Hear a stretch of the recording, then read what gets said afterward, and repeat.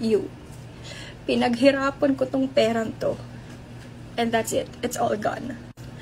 I'm creating this video because I just got hacked today. I don't know how. Wala akong na-receive na OTP. Nagulat na lang ako right after my live. Nawala ng pera yung 3 accounts ko sa BDO. Literal guys, I'm gonna show it to you right now via green screen. Ano na lang natira sa akin. Guys, literally ano lang pera ko. Ito nakita niyo kaya lolo pang surgery niya dapat yan. Yung JNA na label pang bayad ko sa mga sewer, sa tahian, sa tela. Wala, 48 pesos na lang. So I called BDO right away. How did I find out? Because right after my live, bumaba ako sa tita ko, yung accountant ko. Sabi ko, tita, tara bayad na tayo sa utang para ma-set aside ko na yung pera para sa surgery ni Alonzo dahil we had a good week. And then pagbukas ko, yan yung nakita ko. And then nagtatanso, tumawag kami sa BDO. Wala silang kwenta. Like, wala talaga. And then sinabi nila sa akin na hack daw ako dahil sa QR code. So what are you trying to say, BDO, that anyone, if you will sell, like me as a business owner, sa lahat na may QR code, pwede sila ma-hack dahil sa QR code? And ano yung sistema na yun? Sobrang sakit lang kasi pinaghirapan ko yun. BDO naman! Anong klase? So anyone can just hack. And here is the funny part pa. Sinabi daw nila, nag-access daw ako ng link, nag-access ako ng BDO OTP. Paano? I was with Alonzo the whole afternoon. We were at Robinson's Antipolo. We were riding the train. We were at Tom's World. I didn't even use my phone. The transaction happened at 12:59 p.m. I did not receive any OTP. And here's the worst part. Ang isang online transaction, ang maximum lang yan is 50 to 100k pesos per day. Pero na-withdraw nila 184. Lahat yun para sa surgery ni Alonzo. Can you imagine 184,000 or rather 89 pa 200k na.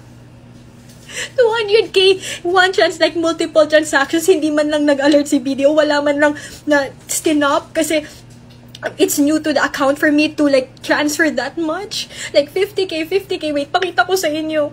Ganyan, sunod-sunod, ayan o, 12:59 today, I was with Alonzo. May proof ako, may videos ako na nasa train kami, sumasakay kami sa train around Robinson's Antipolo, and they told me that I accessed it. How? That's the worst part pa, 3 accounts nakuha nila. Paano, diba? My numbers are not linked, or alam mo yun, di ko alam. Sobrang, yung security ko, password ko, sobrang double check ko. Wala akong na-receive kahit anong OTP, not even an email, not even anything. Tapos, sinabihan pa nila ako, yung customer service ng BDO, na bakit hindi man lang daw ako nag-react sa BDO alert. Sa akin lang, ano ba, hindi ko naman tinitignan yung notification ko. I was with my son, malay ko ba? So, may nagte-text man dyan. Bakit ko papansinin? Wala naman ako ginawang transactions. Usually, sa mga BDO alert, oh, you have to pay this, you have to pay that. For me, I didn't care because I wasn't due for anything or I didn't even make any transactions. Can't you imagine? One day, anong klaseng security system meron kayo, BDO? One day, 189,000? Oh my God, pinaghirapan ko yun. Hello, the surgery is due this weekend.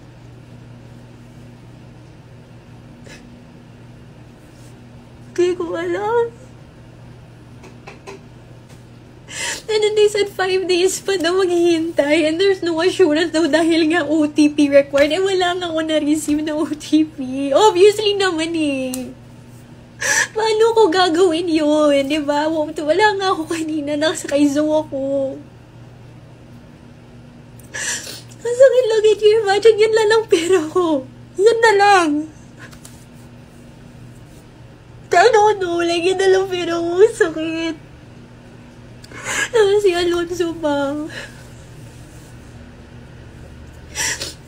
I know I have to move forward and fight. Pero alam mo yung inisip mo na parang paano na bukas? Paano na to? Paano na? I'm due to buy Alonzo's milk. Medicines tomorrow. May therapy siya sa Wednesday.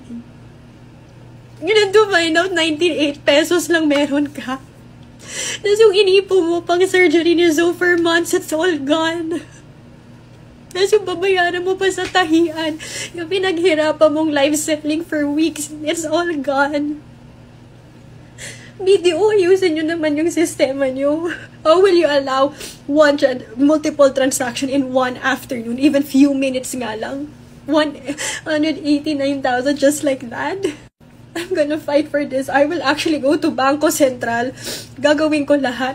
Kasi mismo yung customer service nagsabi sa amin ng BDO na hack ako dahil sa QR code sa pagbayad ng customer. So, paano na lahat? Paano na lahat ng businesses ngayon, if they have that social engineering thing to hack on a QR code, hindi lahat ma-hack na? Hindi man lang, wala man lang transaction or alert or a system wherein to stop that type of hacking? Ang BS naman ng sistema niyo. I wanna move forward. I wanna do, but I can't calm down. Kanina pala ako sinasabihan to create a statement, pero hindi ko magawa. Hindi ako kanina ba? Pinaghirapan ko yung pera na yun. Hindi ko alam. Sana video, please do tag video. Ewan ko video, gawin nyo ng paraan.